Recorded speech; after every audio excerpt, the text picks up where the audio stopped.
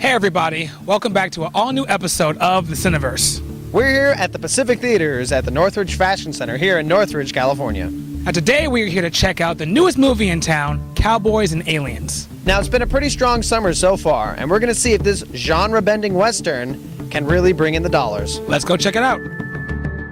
Now, the look of this movie was vintage. The location, the sets, the costumes, and even some of the camera shots were taken straight from Western 101. Really old school. I say that because when you make a movie that takes place in the middle of nowhere, you have the liberty to blow things up at random, and that's exactly what they did in Cowboys and Aliens. They used practical effects as much as they could in this movie, and it reminded us that CG explosions can't hold a Roman candle to the real thing. Now, the aliens themselves were fully computer generated, and so were their vessels. Now, they looked great in the dark. They were slimy, scary, and gross, but in the daytime, they looked like Jeff Goldblum in his Fly days, which kind of upset both my mind and stomach.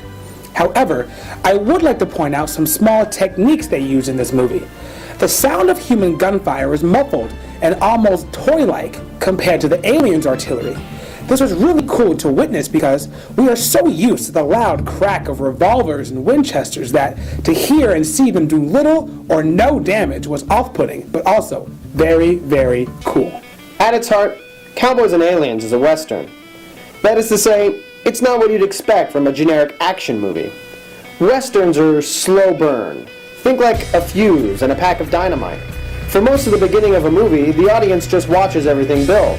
The tension builds, the energy builds, our anticipation builds, waiting for the conflict resolution, which also involves dynamite.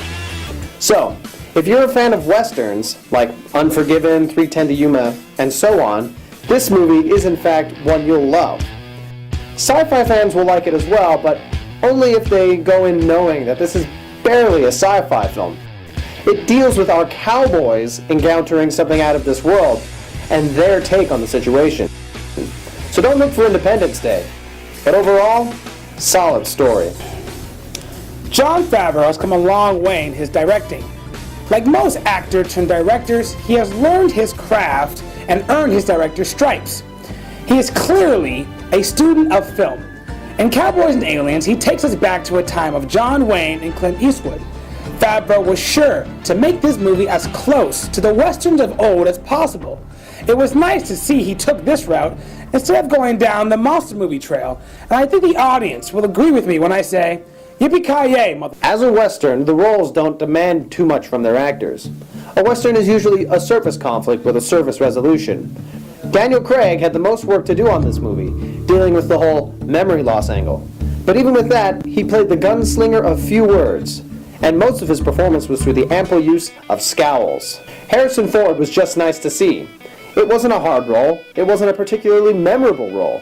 Olivia Wilde's character was an important story device, but the role didn't require much more than her beauty to pull off. At the end of the day, I'm glad Favreau picked the bunch he did to ride with. Cowboys and Aliens, is it worth a ride down to the local multiplex? Yeah, but matinee. This is a movie that you should see, but maybe on a hot afternoon. I loved it, but I have to say it's not something that must be seen in theaters. But I think I will pick it up on DVD. It's a Western, guys. That means it'll be good anytime, anyplace.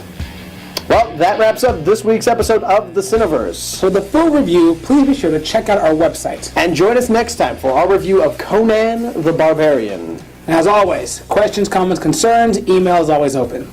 And until next time, see you at the theater.